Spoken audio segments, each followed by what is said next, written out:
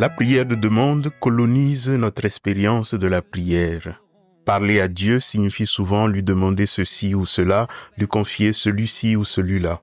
Ce n'est pas mauvais, mais la prière de demande n'est pas la première ni la plus éminente des prières. Peut-être la première et la plus noble, c'est la louange. Ce que cela veut dire et pourquoi cela est important, surtout au cœur de l'Avent, au cœur du cheminement chrétien dans la nuit de ce monde, peut-être le verrons-nous en nous arrêtant aujourd'hui au personnage de Zacharie, mentionné comme en passant dans l'évangile de ce dimanche. Bienvenue dans l'homélie qui prend son temps. Pour ce deuxième dimanche de l'Avent, voici l'évangile.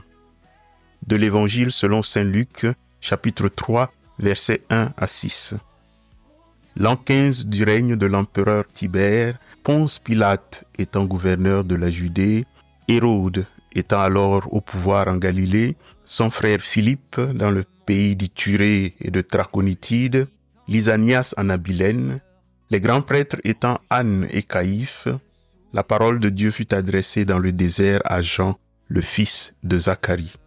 Il parcourut toute la région du Jourdain en proclamant un baptême de conversion pour le pardon des péchés, comme il est écrit dans le livre des oracles d'Isaïe, le prophète. Voix de celui qui crie dans le désert, préparez le chemin du Seigneur, rendez droit ses sentiers. Tout ravin sera comblé, toute montagne et toute colline seront abaissées, les passages tortueux deviendront droits, les chemins rocailleux seront aplanis, et tout être vivant verra le salut de Dieu. J'aimerais partir aujourd'hui de là où nous en étions dimanche dernier, à savoir, d'une part, que l'Avent représente plus qu'un temps, notre condition même de chrétien dans l'histoire, et que d'autre part, cette condition elle-même est caractérisée par ce que j'appelais la nuit, une nuit faite de l'absence de Dieu, de sa discrétion, de nos incertitudes, du fait que nous avons du mal à entendre sa voix, à discerner sa volonté, mais au milieu de laquelle, heureusement, Dieu se montre, fait parousie, nous laisse des traces qui nous mettent le sourire et qui, bien qu'appartenant à notre passé, sont aussi des fenêtres sur l'avenir comme une ancre d'espérance. J'ai nourri cette idée essentiellement à la lecture d'un très petit livre du jeune Joseph Ratzinger qui l'applique en des lignes sublimes à Jean le Baptiste.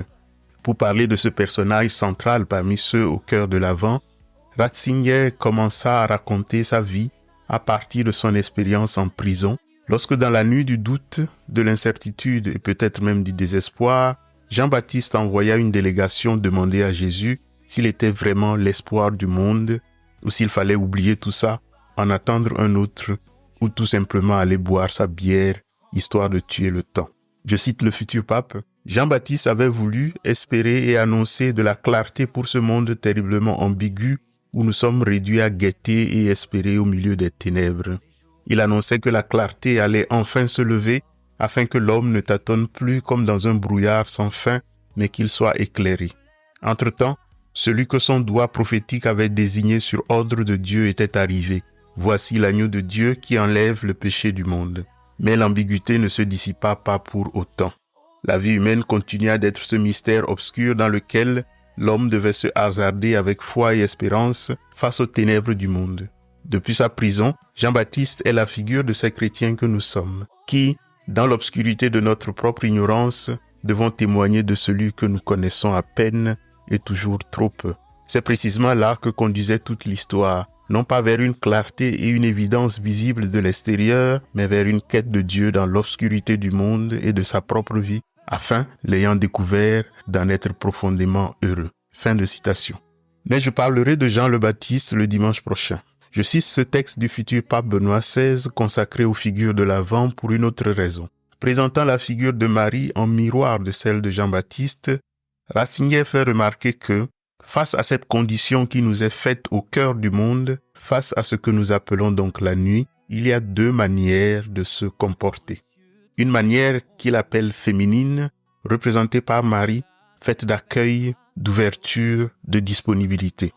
À côté de cette ouverture féminine, Ratzinger décrit une manière qu'il nomme masculine de se rapporter à la nuit, représentée par la tentative de vouloir prendre les choses en main, de vouloir tout maîtriser et contrôler, bref, de se croire les maîtres de la nuit. Je trouve cette intuition intéressante, surtout parce qu'elle n'est pas étanche. Les hommes qui peuplent le temps de l'Avent, à savoir Joseph et Zacharie, Dieu va précisément les arracher à leur tentative de vouloir prendre les choses en main, de vouloir diriger le cours de l'histoire pour les tourner vers l'accueil et la disponibilité dont leurs épouses sont les figures. Puisque cette année, les lectures parlent à peine de Joseph, ce sera l'avant de l'année prochaine, je m'arrête à Zacharie, dont le nom apparaît comme de nulle part dans l'évangile de ce dimanche. L'évangile d'aujourd'hui est en effet assez curieux. Il aligne des noms et ajoute une citation, rien de plus. Et dans ce catalogue de noms, celui de Zacharie apparaît presque par accident. Il serait le père d'un certain Jean qui commença à crier dans le désert sous le règne d'un tel et d'un tel. C'est un tel qui semble à l'avant-garde de l'histoire. Essayons de faire de cet accident le cœur de l'affaire, car l'histoire de Zacharie, même s'il est rare qu'on s'y arrête souvent, est passionnante à plus d'un titre. D'abord, c'est un homme au cœur de l'Avent et donc par définition un homme dans la nuit, un homme dans une nuit très longue. Comme Marie, un ange vient le visiter au temple pendant qu'il est en plein service pour lui annoncer, comme à Abraham son ancêtre, que sa femme Élisabeth, depuis longtemps vieille et ménopausée, allait tomber enceinte et avoir un enfant. Zacharie d'abord reste bouche bée. Puis, reprenant ses esprits au milieu des fumées d'encens et de graisse de brebis, il dit à l'ange, « Comment vais-je savoir que cela arrivera? Moi, en effet, je suis un vieillard et ma femme est avancée en âge. » Entendez par là, dans le domaine des choses que je maîtrise et qui, sauf votre respect, monsieur l'ange, vous les anges ne connaissez pas vraiment, ton annonce est mathématiquement improbable, sinon impossible. Revient de même raconter d'autres histoires comme cela. Alors Gabriel se fâche et Zacharie fut rendu muet pour les 9 mois qui suivront, c'est-à-dire le temps de la grossesse de sa femme. Il arrive souvent qu'on oppose le oui spontané de Marie à la visite de l'ange au scepticisme trempé d'expérience et matiné d'âge de Zacharie pour expliquer pourquoi le vieillard a été puni et pas la jeune fille. Et on est tenté d'aller chercher dans les subtilités du texte grec pourquoi l'un est puni et l'autre non. Ce qui me saute aux yeux à la lecture du texte est beaucoup plus simple. D'un côté, nous dit Luc, Zacharie et sa femme ont prié des années durant pour avoir un enfant. De l'autre, Marie, elle, n'a jamais rien demandé. Le problème, c'est que Zacharie a atteint un âge où il a presque oublié d'avoir prié, où il semble même avoir oublié ce qu'il a demandé, et quand il est enfin exaucé, ça faisait longtemps qu'il n'y croyait plus. Zacharie est exaucé à un moment où il n'y croit plus. Dieu surgit dans l'ordinaire tout à coup, et à une seconde près, Zacharie manque de l'attraper par le bras. Le doute et la nuit avaient depuis longtemps rétréci son monde. Il s'était résigné, il n'y attendait plus Dieu, ça méritait bien un petit châtiment. Rappelez-vous quelques dimanches en arrière où nous disions que parfois, pour nous punir, les dieux exaucent nos prières. Mais gardons-nous de trop vite prendre le silence imposé à Zacharie comme une punition. Lui-même, quand l'enfant naîtra et qu'il faudra lui donner un nom, lui donnera le nom de Jean qui veut dire « Dieu fait grâce ». Le châtiment de Zacharie, le fait qu'il devienne seulement muet et pas sourd, le fait qu'il puisse tout entendre de ce qui va se passer pendant 9 mois sans avoir le droit d'en placer une, est donc peut-être une grâce dont il faut scruter le sens.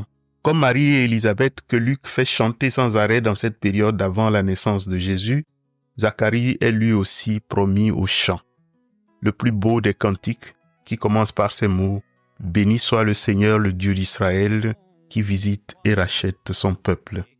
Il va donc vivre à sa façon une grossesse de 9 mois et fera naître de sa bouche ce que, depuis longtemps, il avait oublié, à savoir la louange. Mais avant de revenir à lui, la question serait de demander « Qu'est-ce que la louange et qu'est-ce qui donc enlève aux hommes sa possibilité ?» Qu'est-ce qui a enlevé à Zacharie cette possibilité pour qu'il faille lui imposer 9 mois de silence pour qu'il le réapprenne et qu'il en retrouve l'usage? La nuit impose le fait que Dieu n'est pas évident, le fait qu'il n'est pas à portée de main. Et cela peut conduire à la douleur, à la complainte et à la demande insistante pour qu'il montre son visage.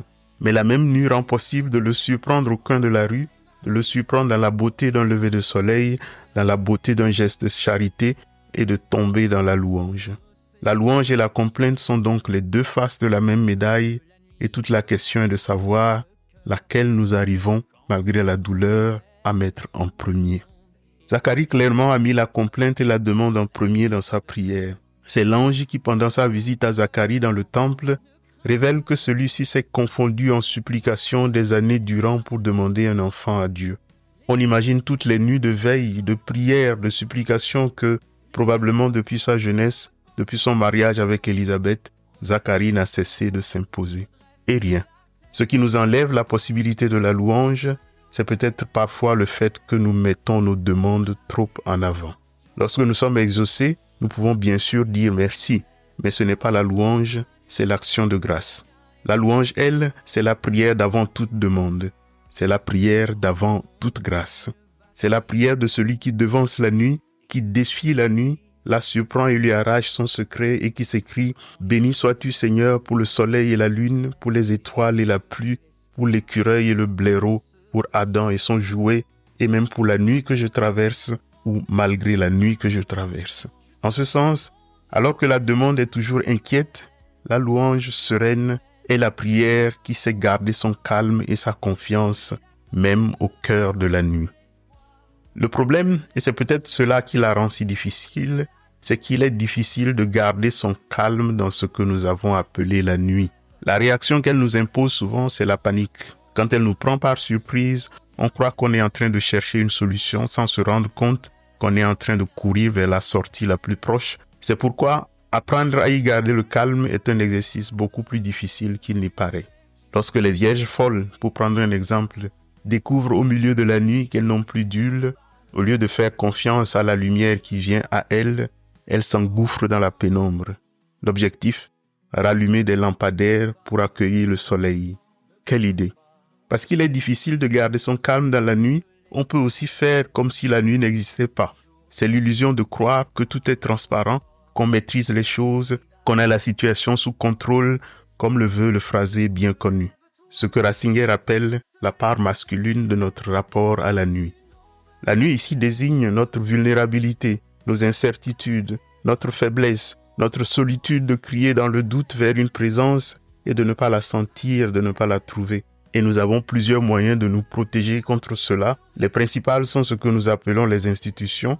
Le rôle de ces institutions, c'est de nous aider à gérer l'incertitude en nous donnant l'assurance d'une certaine permanence.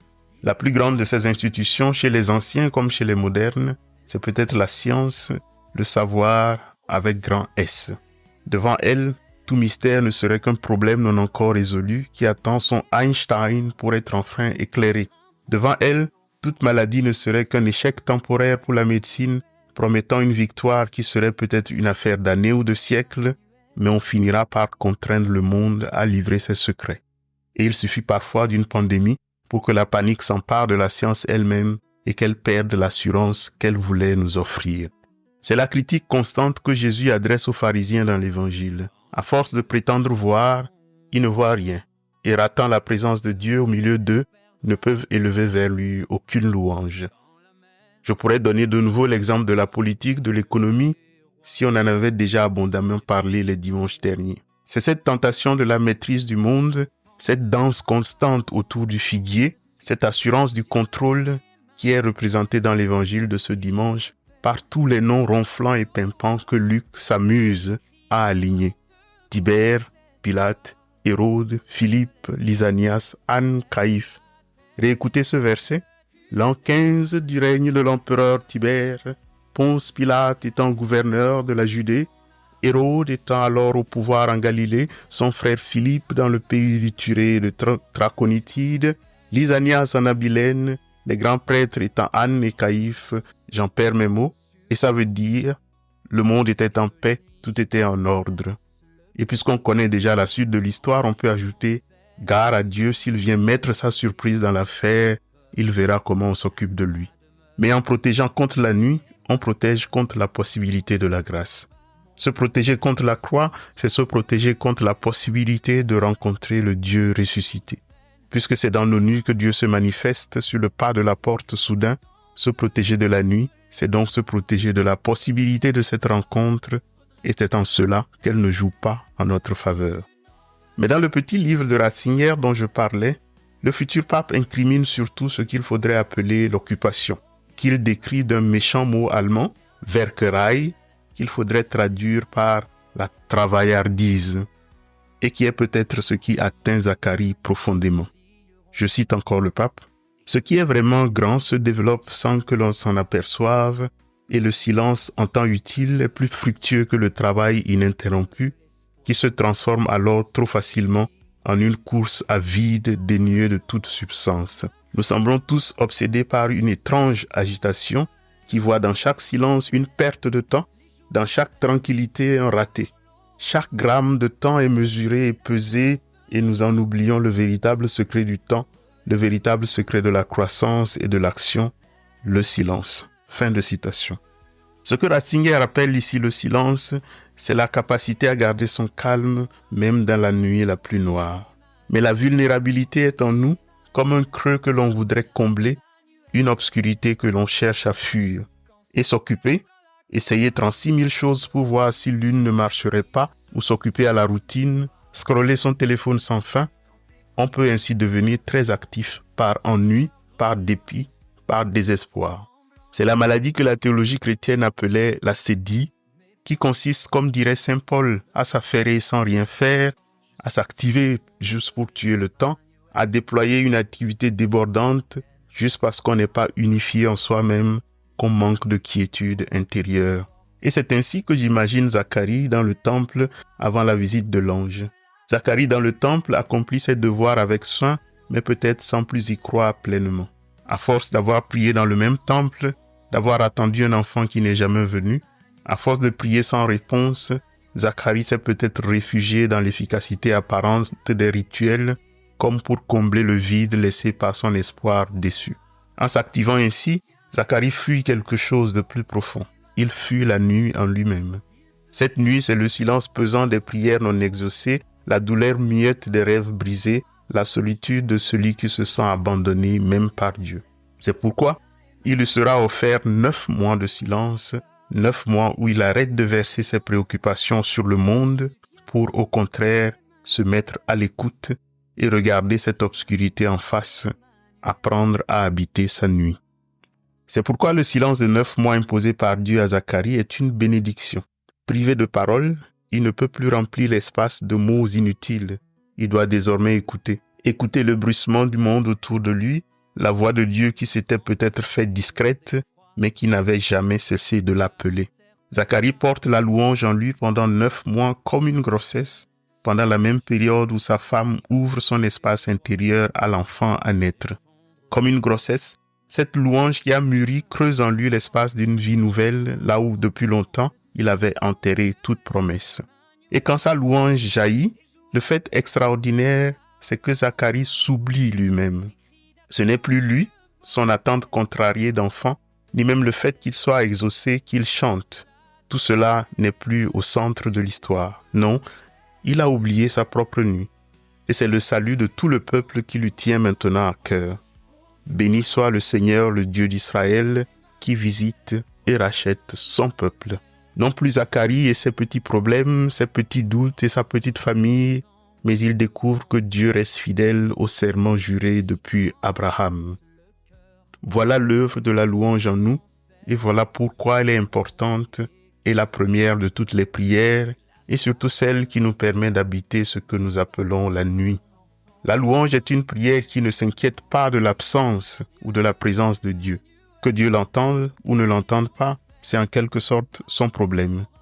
Dans ce sens, elle devient alors un acte de foi dépouillé qui ne cherche ni preuve ni retour. Elle se libère de la préoccupation de savoir si Dieu est présent ou absent, si les cieux répondent ou demeurent muets. En cela, elle est un paradoxe. C'est une prière tournée vers Dieu, mais qui ne s'inquiète pas de Dieu. C'est précisément ce dépouillement qui fait sa force. Car en retour, elle creuse en l'homme un espace où il devient capable d'accueillir ce qu'il ne contrôle pas, c'est-à-dire Dieu lui-même, comme il ne l'attendait pas, comme il ne l'imaginait pas. Elle nous sort du piège de l'attente permanente où nous ne voyons en Dieu qu'un distributeur de grâce ou un solveur de problèmes. Elle est un acte gratuit qui précède toute demande, une parole qui jaillit même lorsque tout semble manquer. La louange, c'est comprendre que même si Dieu est silencieux sur ce que j'ai demandé, il n'est pas silencieux sur tout le reste. En cela, elle est une prière qui déstabilise la nuit, qui refuse de céder au silence apparent de Dieu tout en le reconnaissant. Louer, c'est proclamer que le soleil brille même lorsque la nuit enveloppe tout. C'est chanter pour l'écureuil et le blaireau, pour la pluie et les étoiles, pour les choses simples et inattendues qui sont là, que nous n'avions pas demandées, mais qui nous ont été données dans une gratuité absolue. La louange apprend à l'homme à accueillir la vie comme une surprise, à s'émerveiller des réalités qu'il n'aurait jamais su demander. Louer, dans l'absence comme dans la présence, c'est en quelque sorte jouer la mélodie du royaume, et dans ce chant persistant, Dieu trouve peut-être moins une réponse à son absence qu'une maison où il peut discrètement demeurer. Et c'est avec Ernest Hello, un écrivain obscur du 19e siècle, que je vais finir avec une citation que vous avez des chances de m'entendre souvent répéter. La voici, et à dimanche. Un des caractères de l'Église catholique, écrit Ernest Hello, c'est son invincible calme. Ce calme n'est pas la froideur. Elle aime les hommes, mais elle ne se laisse pas séduire par leur faiblesse. Au milieu des tonnerres et des canons, elle célèbre l'invincible gloire des pacifiques et elle la célèbre en chantant. Les montagnes du monde peuvent s'écrouler les unes sur les autres. Si c'est ce jour-là, la fête d'une petite bergère, de Sainte-Germaine par exemple, elle célébrera la petite bergère avec le calme immuable qui lui vient de l'éternité. Quand les cieux trembleront d'effroi et que la terre perdra l'Orient, quand la mer se déchaînera et que les royaumes s'effondreront, n'aie pas peur, mon enfant, ne crains pas, mon enfant. Je suis ton Dieu, l'Emmanuel. Les jours de peine préparent l'aurore, les cris d'attente portent l'espoir. Relève-toi, redresse la tête. Une aube nouvelle se lève, la rédemption approche. Oh viens Emmanuel, oh viens Emmanuel, oh viens Emmanuel. Quand l'ombre s'étend sur le monde et que la nuit t'enlace le cœur, quand tu chancelles sous les frondes et que la peur glace ta demeure, n'aie pas peur, mon enfant, ne crains pas, mon enfant. Je suis ton Dieu, l'Emmanuel. Les jours de peine préparent l'aurore, les cris d'attente portent l'espoir. Relève-toi, redresse la tête.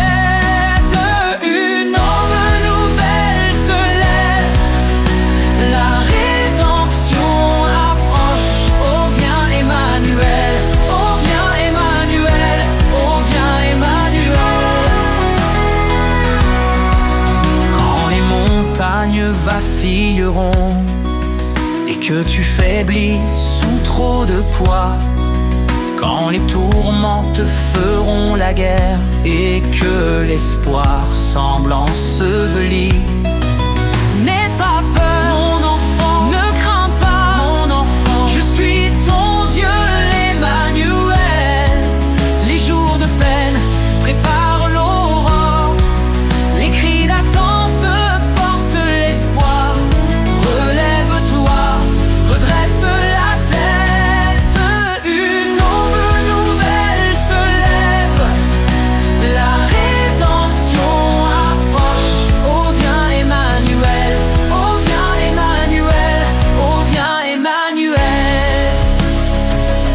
se perdra la colonne de nuée qui guide ceux qui suivent mes pas.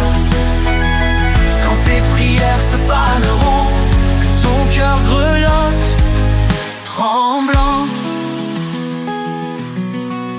n'aie pas peur, mon enfant, ne crains pas, mon enfant. Je suis ton Dieu, l'Emmanuel. Les jours de peine préparent l'aurore, les cris d'attente portent l'espoir. Relève-toi, redresse la tête. Une aube nouvelle se lève, la rédemption approche. Oh viens Emmanuel, oh viens Emmanuel. Le germe de David fleurit,